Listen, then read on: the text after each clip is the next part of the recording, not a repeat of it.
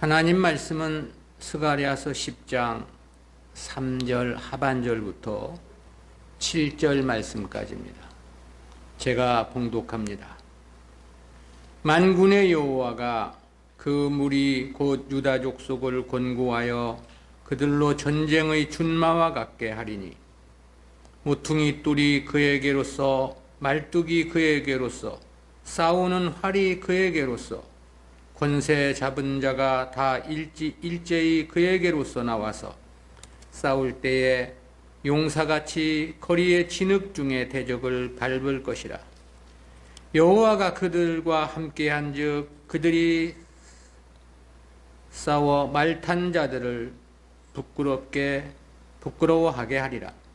내가 유다 족속을 견고하게 하며 요셉 족속을 구원할지라.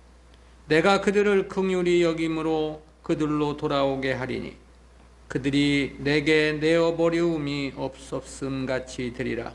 나는 그들의 하나님 여호와라. 내가 그들을 들으리라. 에브라임이 용사 같아서 포도주를 마심같이 마음이 즐거울 것이요 그 자손은 보고 기뻐하며 여호와를 인하여 마음에 즐거워하리라. 아멘.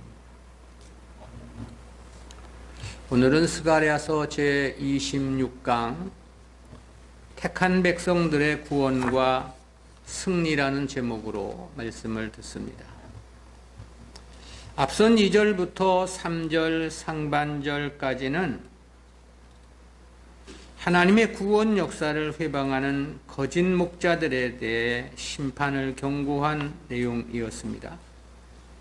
이어진 본단락은 앞선 9장에서 예언되었던 택한 백성들의 승리와 영광이 구체적으로 어떻게 실현되는가를 밝혀준 메시지입니다. 이를 보도한 3절 하반절부터 7절까지는 구속사적 교훈까지 넷으로 요약이 됩니다. 첫 번째는 유다 족속을 통한 택한 백성들의 번성입니다. 3절 하반절부터 4절까지입니다. 특별히 유다 족속을 통한 택한 백성들의 번성을 예언한 본문 내용은 셋으로 구분해서 살펴보겠습니다. 첫 번째는 3절 하반절에서 만군의 여호와가 그 무리 곧 유다 족속을 권고하여 그들로 전쟁의 준마와 같게 하리니 그랬습니다. 본문장은 이유 접속사 키로 시작이 됩니다. 이는 상반절과 하반절을 대조해 볼 때 그러나라는 뜻으로 번역할 수 있겠습니다. 이와 같은 대조는 권고하여로 번역된 파카드란 단어에서도 잘 나타내 주는데요. 상반절은 내가 목자들에게 노를 바라며 내가 순념소들을 벌하리라 라는 말씀이었습니다.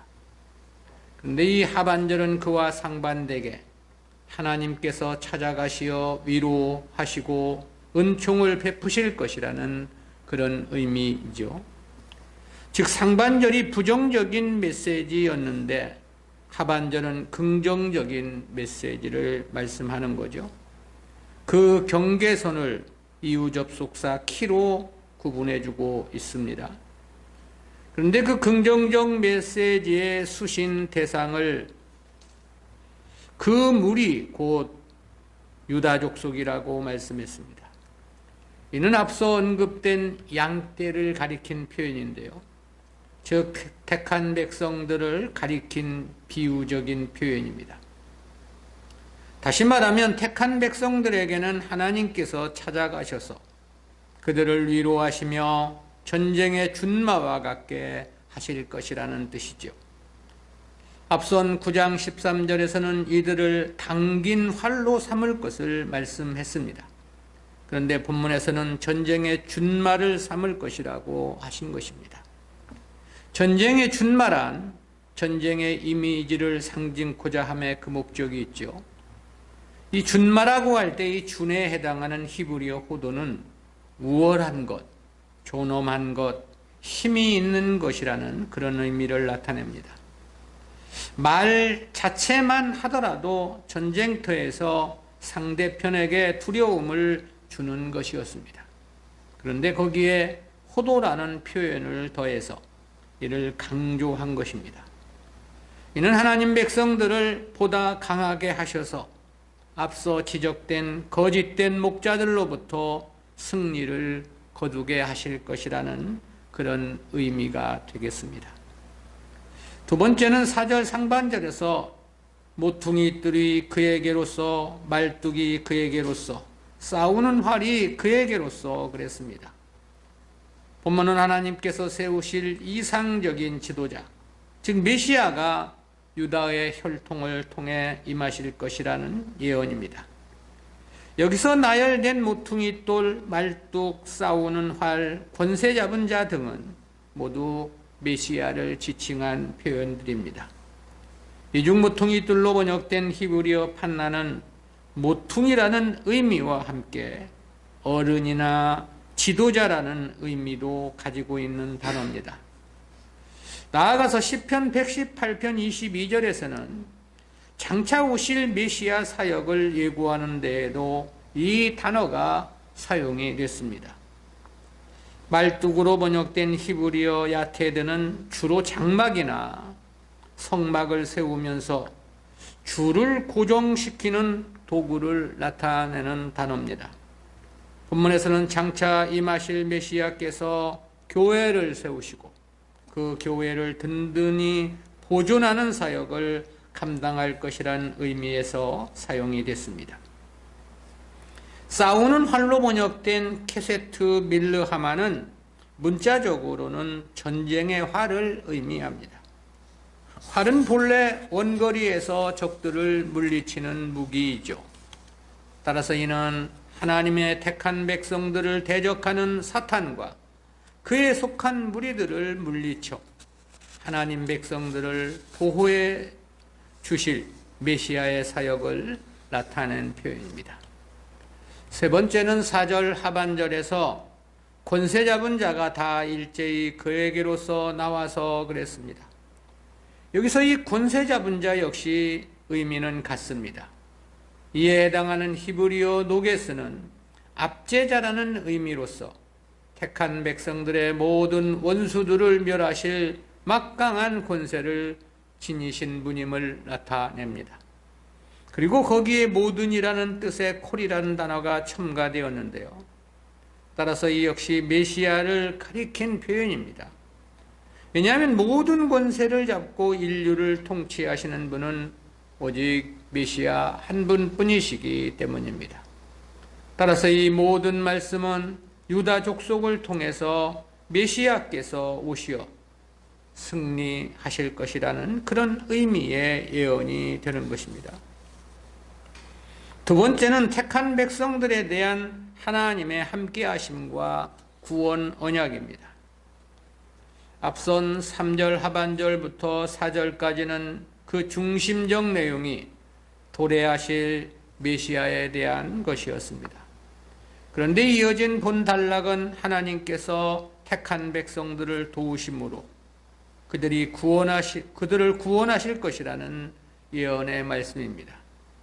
이에 대한 5절, 6절은 모두 여섯으로 구분해서 살펴봅니다. 첫째는 5절 상반절에서 싸울 때 용사같이 거리의 진흙 중에 대적을 밟을 것이라 했습니다. 이는 하나님 백성들이 주님의 도우심을 힘입어 대적들과의 싸움에서 승리할 것이라는 그런 뜻입니다. 여기서 이 싸울 때로 번역된 히브리어 빤밀르 하마는 전쟁의 이미지를 나타낸 표현입니다. 그리고 이 상징이 나타내는 실체는 신약교회에 속한 성도들의 영적 싸움을 가리킨 것입니다. 그것은 바로 앞절에서 메시아에 대한 예언이 있었기 때문입니다.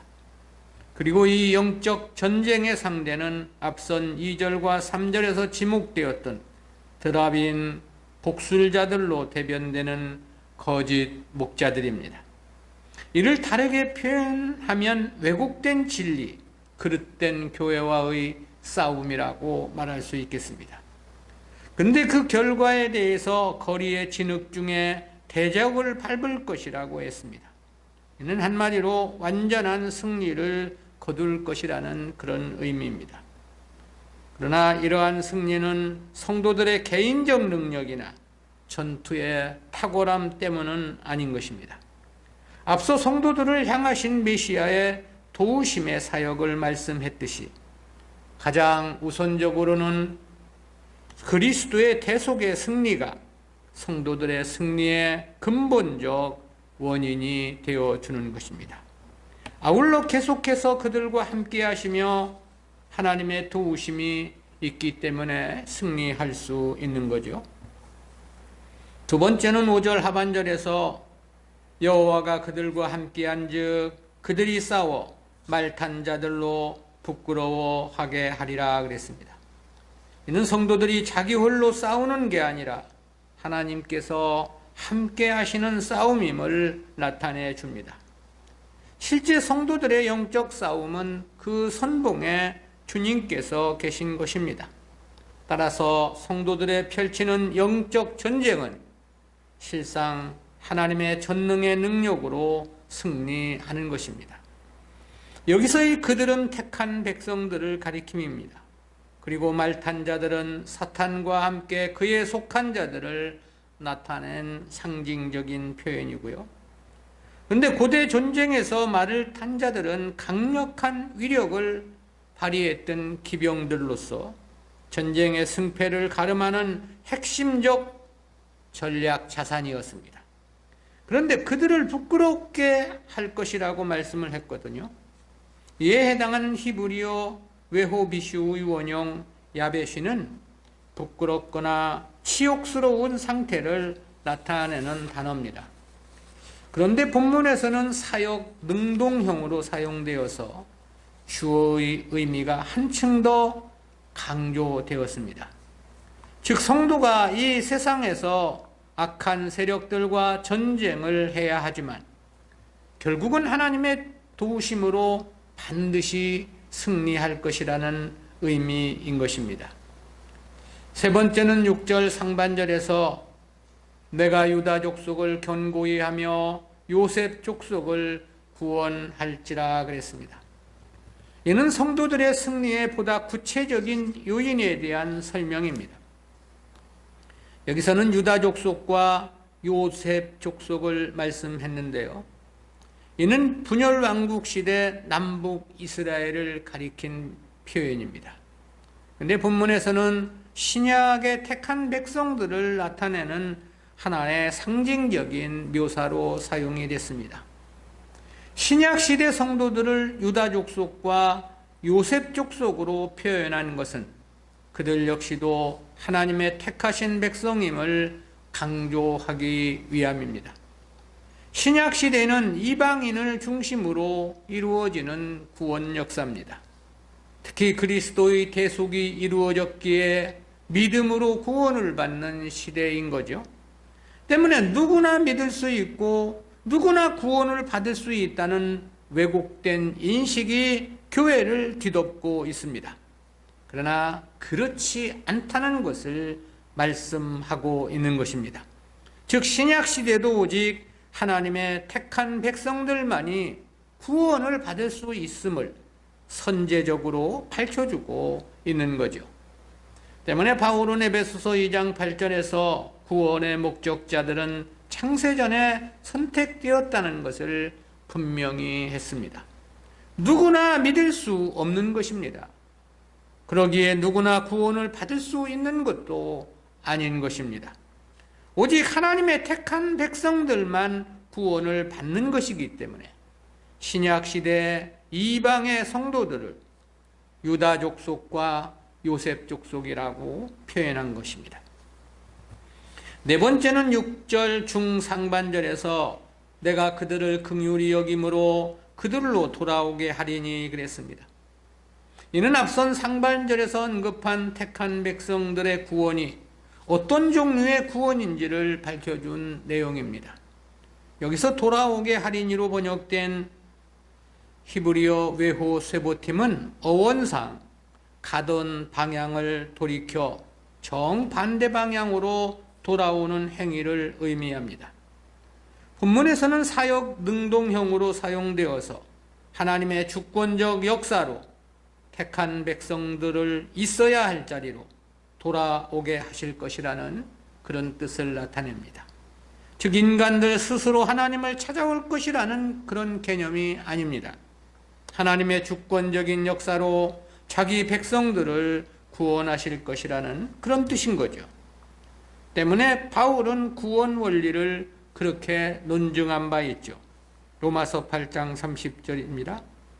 또 미리 정하신 그들을 또한 부르시고 부르신 그들을 또한 의롭다 하시고 의롭다 하신 그들을 또한 영화롭게 하셨느니라. 하나님의 주권으로 저들을 돌아오게 하시는 이유에 대해서는 접속사 키라는 단어 이하에 적시된 단어로 설명을 했는데요. 그 단어가 바로 긍휼로 번역된 리아무팀이라는 단어입니다. 이 단어의 원형 라함은 어머니가 태아를 품은 자궁이나 혹은 사람의 내장을 의미하는 어원에서 유래한 단어입니다. 자신의 자녀에 대한 애틋한 사랑과 긍휼 때문에 그들을 돌아오게 하신다는 그런 뜻입니다. 그처럼 사랑하셨기에 그리스도를 통해서 저들을 대속해 주셨던 것이고요. 그리고 그 사랑은 저들이 이미 하나님의 주권에 의해 창세전에 그리스도 안에서 선택되었던 자들이었기 때문인 것이죠.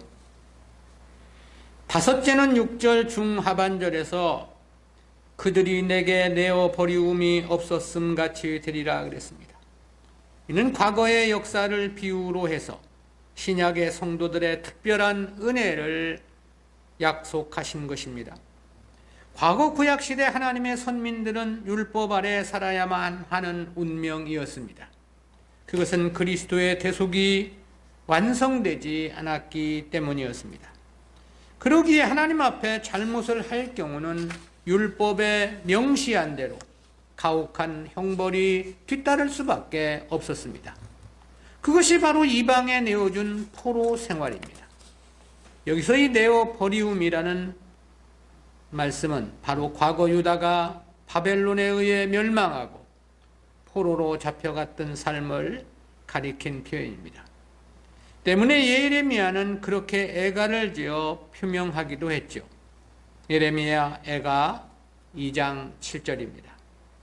여호와께서 또 자기 제단을 버리시며 자기 성소를 미워하시며 궁장을 원수의 손에 붙이셨음에 저희가 여호와의 전에서 혼화하기를 절기날과 같이 하였도다. 근데 이제는 그처럼 버려짐이 없을 것이라는 뜻입니다. 이는 문자적으로는 완전한 회복을 나타내는 것이라고 말할 수 있겠는데요.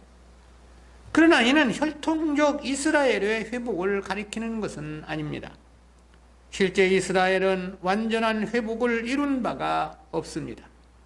따라서 이는 신약 성도들의 완전한 구원을 나타내신 표현으로 해석함이 합당합니다.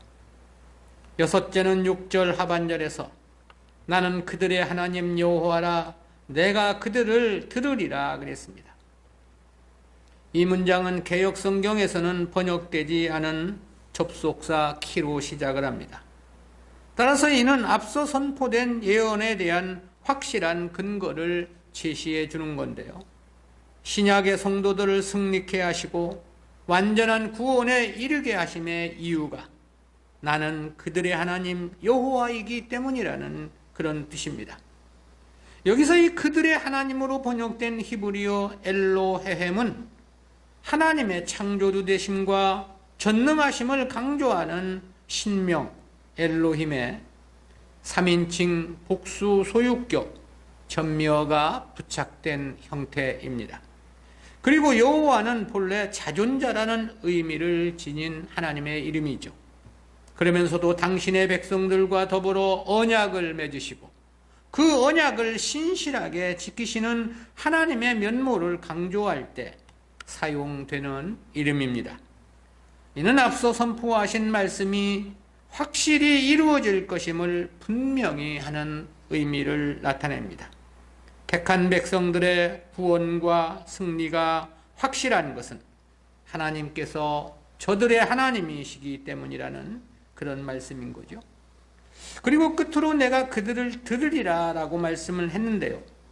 이는 기본적으로 상대방이 하는 말을 듣고 대답한다는 그런 뜻입니다.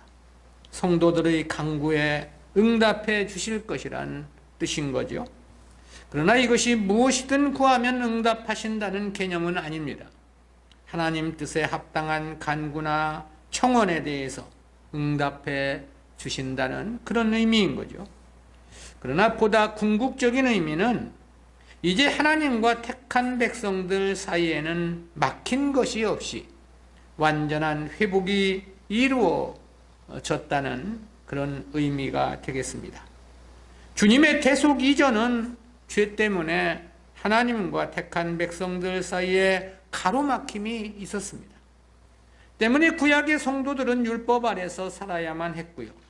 또한 하나님을 아버지로도 부를 수가 없었습니다.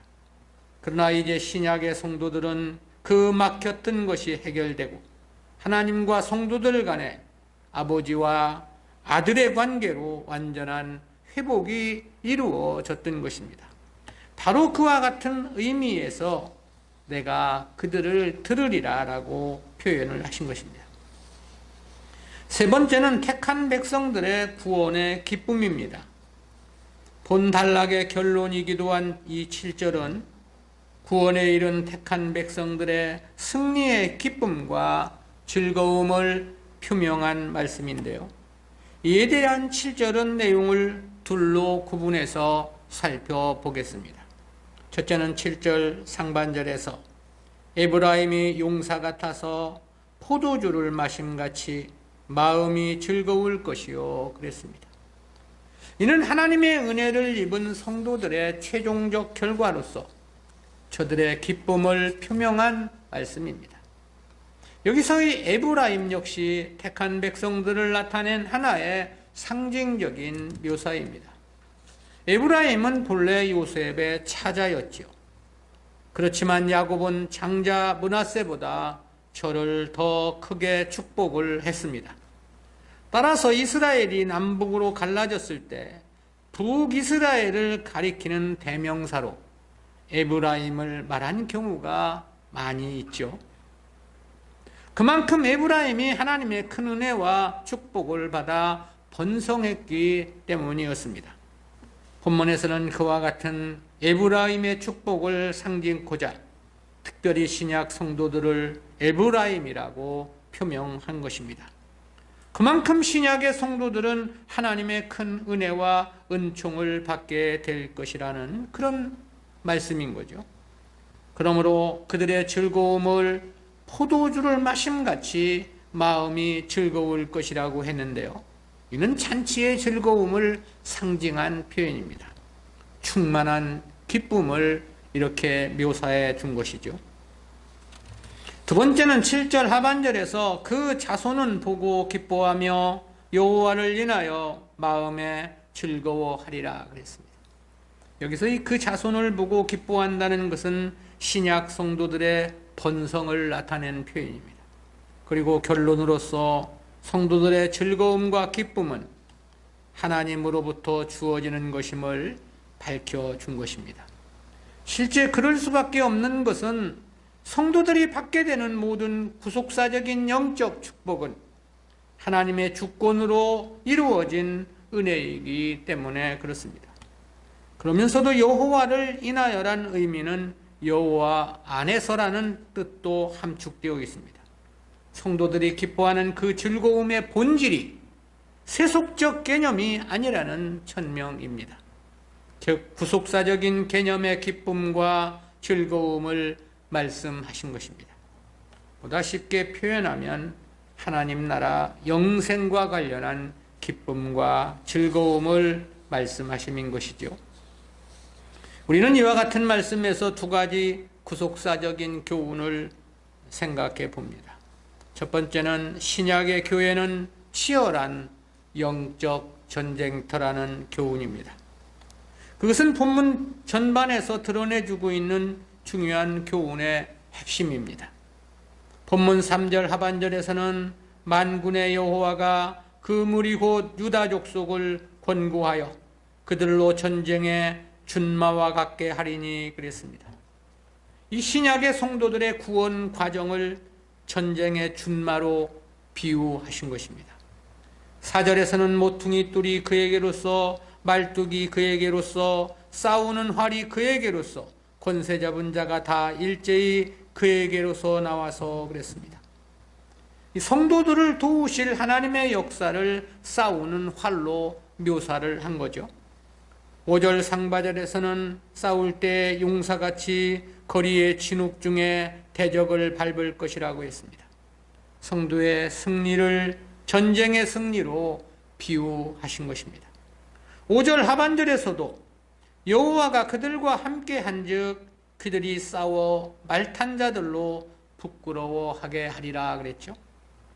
이 역시 전쟁에서의 성도들의 승리를 말씀하신 거죠.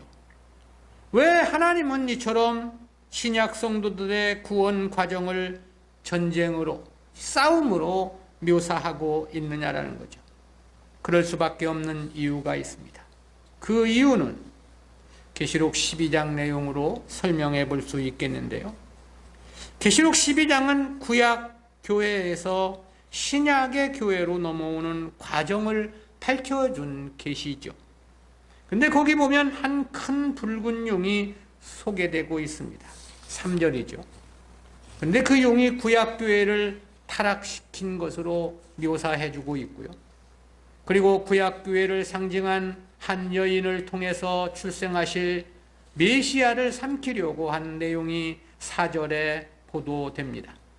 그러나 결국 용은 메시아를 삼키지 못하고 메시아는 그 사역을 완성하고 하늘로 승천하신 것으로 5절에 적시되어 있습니다.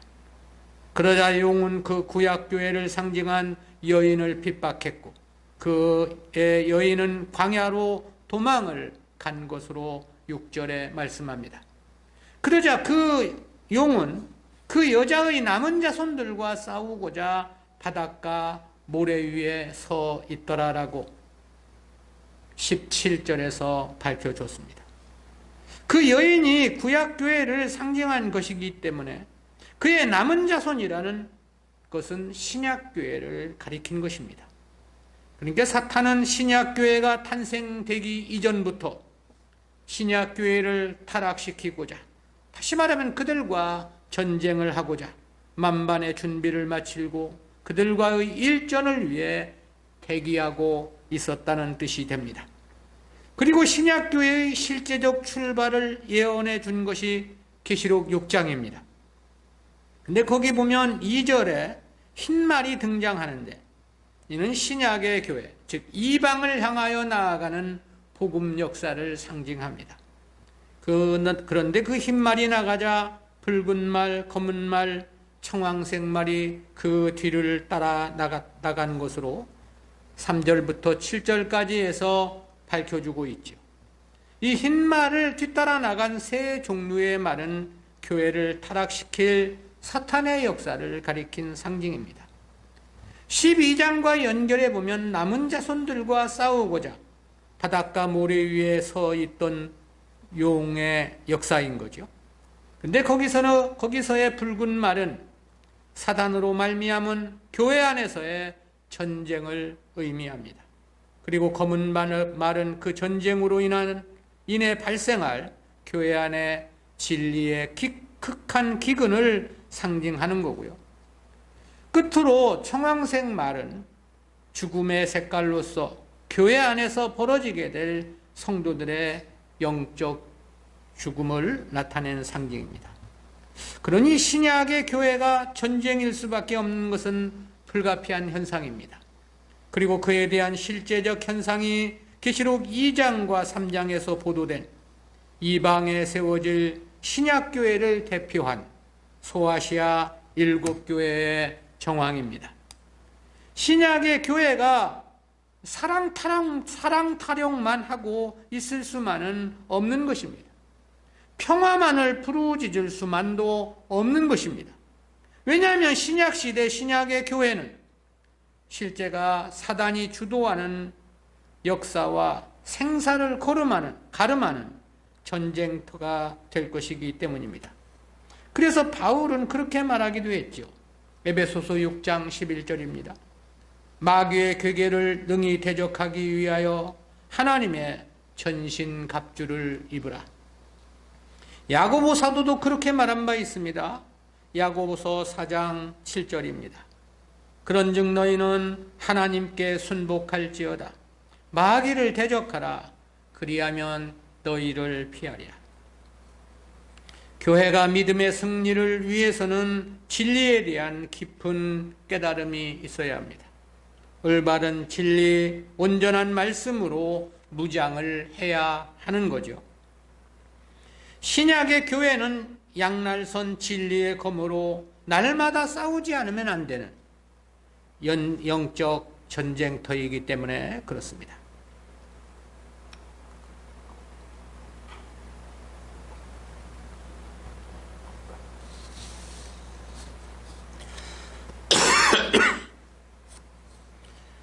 두 번째는 성도의 싸움은 실패할 수 없는 싸움이라는 진리입니다.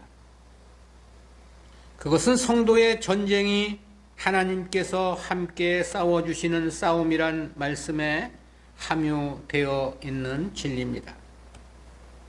이에 대해 5절 하반절에서는 여호와가 그들과 함께한즉 그들이 싸워 말탄 자들로 부끄러워하게 하리라 그랬습니다.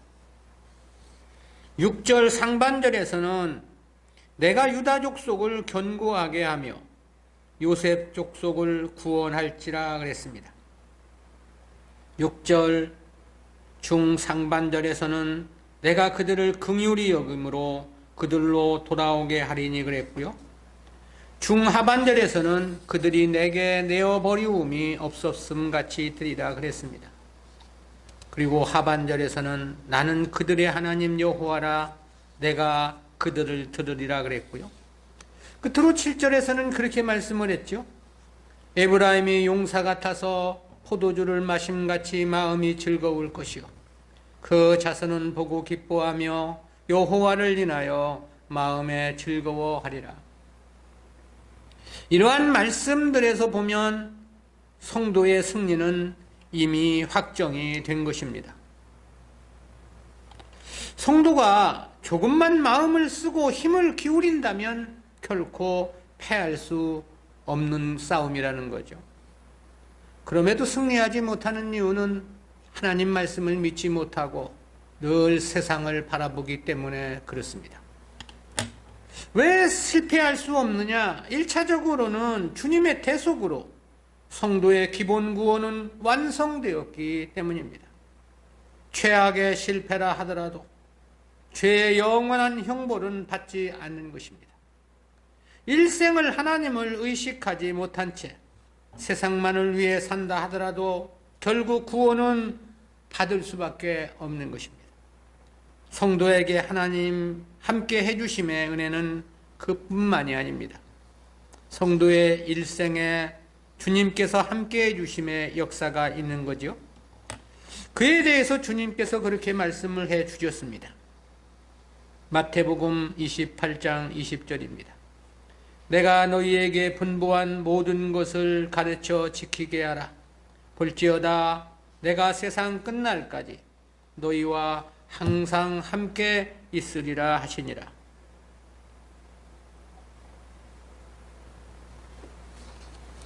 주님의 이러한 함께 해주심의 역사 때문에 성도에게는 모든 것이 합력하여 유익한 결과로만 귀결됨을 말씀하기도 했지요. 그것이 로마서 8장 28절이죠. 우리가 알거니와 하나님을 사랑하는 자 곧 그 뜻대로 부르심을 입은 자들에게는 모든 것이 합력하여 선을 이루느니라. 모든 역사와 사건은 다 하나님 백성들에게 유익한 결과만을 가져다 준다는 것입니다. 물론 여기서의 유익은 영적이며 영생과 관련한 것입니다. 그러기 때문에 주님은 그렇게 말씀하신 바도 있습니다. 요한복음 17장 12절입니다. 내가 저희와 함께 있을 때 내게 주신 아버지의 이름으로 저희를 보존하와 지키었나이다. 그 중에 하나도 멸망치 않고 오직 멸망의 자식뿐이오니 이는 성경을 응하게 함이니이다. 하나님 백성들은 절대 망하지 않는다는 것입니다. 망하는 것은 저들이 멸망의 자식, 즉 하나님 백성이 아니기 때문이라는 거죠. 그러기에 성도의 싸움은 거의 실패할 수 없는 승리가 보장된 싸움임이 명백합니다. 죽으면 죽으리라 라는 생각으로 하나님의 말씀을 쫓아 살아가면 되는 것입니다. 천길 벼랑을 맞는다 하더라도 망하지 않는 것입니다. 그런데 우리가 망할 것 같은 생각에 믿음이 약해서 가지 못하기에 실패하는 경우가 있을 수 있는 거죠. 근데 여기서 실패할 수 없다는 것을 내가 이야기하면서 거의라는 표현을 사용한 것은 영광의 상급과 관련된 문제 때문입니다. 여기에는 성도들 자신의 헌신과 충성이라는 행위가 요구되기 때문인 거죠. 천국에 이르는 기본 구원은 이미 주님의 대속의 은혜로 확정된 것입니다.